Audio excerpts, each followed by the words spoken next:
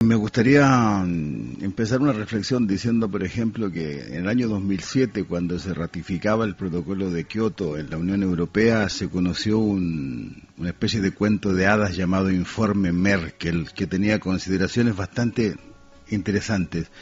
Decía que las centrales nucleares tenían fecha de caducidad y decía que Europa obtiene del carbón el 50% de la energía que consume, es decir, que es algo importante. Decía también que las previsiones aseguraban un aumento del 60% del consumo de carbón en los próximos 20 años. Decía que el paso de la energía obtenida en las centrales nucleares a las limpias y renovables, o sea, la solar, la eólica, etcétera, se haría manteniendo las centrales térmicas de carbón, ya que las energías renovables crecían a un ritmo muy lento, apenas de un 1.7% anual.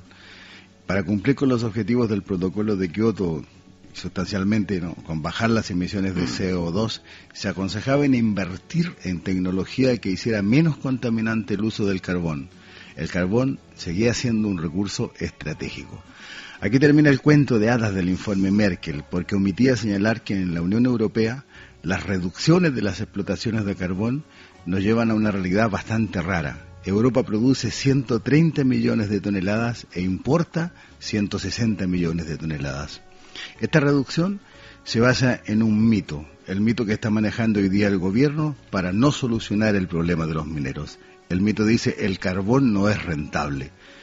No es rentable. Pero sin embargo, empresas europeas que se llaman Xstrata, Anglo American o la suiza Glencore han invertido millones y millones en un complejo minero que está en Colombia, se llama Cerrejón, es la mina a tajo abierto de carbón más grande del mundo, que produce 32 millones de toneladas al año, carbón que se le vende a Europa.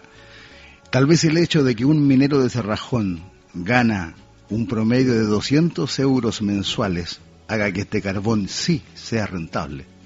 Estas empresas europeas exportaron carbón desde Colombia por un valor de 21.000 millones de dólares y las previsiones para el año 2024 pronostican que las exportaciones de carbón van a aumentar a 51.000 millones de dólares. Y estas empresas cotizan muy bien en la bolsa, tienen la total confianza de los mercados. El 11 de marzo de 2011 el mundo cambió después de la catástrofe nuclear de Fukushima. Las centrales nucleares se demostraron más inseguras y peligrosas de lo que todos sabíamos. Y el carbón volvió a ser un recurso energético de primer orden. Se volvió a hablar del carbón, de la importancia del carbón. Un descuelgue gradual de la energía atómica hace imprescindible el uso del carbón o el mundo se paraliza.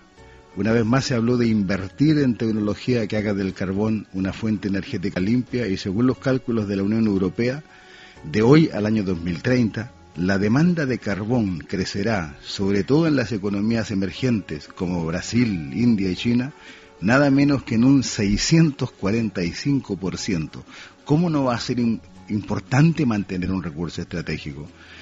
Pero el carbón, los mineros de España han sido siempre algo así como una moneda de cambio. El año 62, cuando España era aceptada en la Comunidad Económica Europea, antecesora de la actual Unión, Franco aceptó reducir drásticamente las explotaciones mineras de carbón, pues Alemania quería mantener las minas de las cuencas del Ruhr.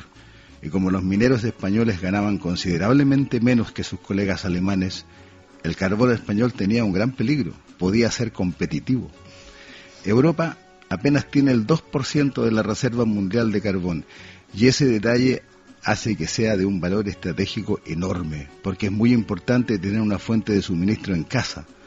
Pero la ceguera, la ignorancia, los intereses en juegos y la obcecación del gobierno de Rajoy no ve al conflicto minero, no ve que no es solamente un problema sectorial, hay muchísimo más en juego, hay mucho más en juego, incluso mucho más que la defensa de las comarcas que están en peligro, porque si se acaba la minería se acaba todo, sí.